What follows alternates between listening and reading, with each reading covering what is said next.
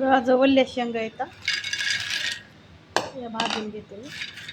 वल्ल्या शेंगा भुईमुगाच्या आणल्या होत्या मार्केटमधून, तर म्हणलं थोडंसं भाजून घ्याव्या. भाजून खूप खमंग लागतात त्या शेंगा या. कच्च्या जरी आपण जेवणासोबत खाल्ल्या तरी खूप चांगलं लागतं. सीझनला प्रत्येक वस्तू म्हणजे सीझनला जे रानमेवा येतो ती जर आपण खाल्ला तर त्याचे आपल्या आरोग्याला बरेचसे फायदे होतात. तर आता भुईमुगाचं सीझन आहे, तर मी शेंगा घेतलेल्या आहेत. त्याला भाजून घेते अशा खमंग खाण्यासाठी.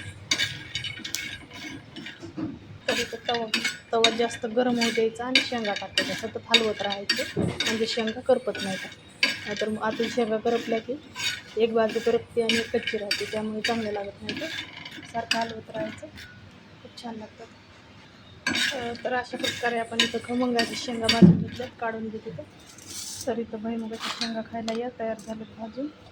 खूप खमंग लागतात आणि आवडतात पण, मला पण फार आवडतात भुईमुगाच्या शेंगा. आवडतात का तुम्हाला कमेंट करून सांगा आणि चॅनलला सबस्क्राईब करा.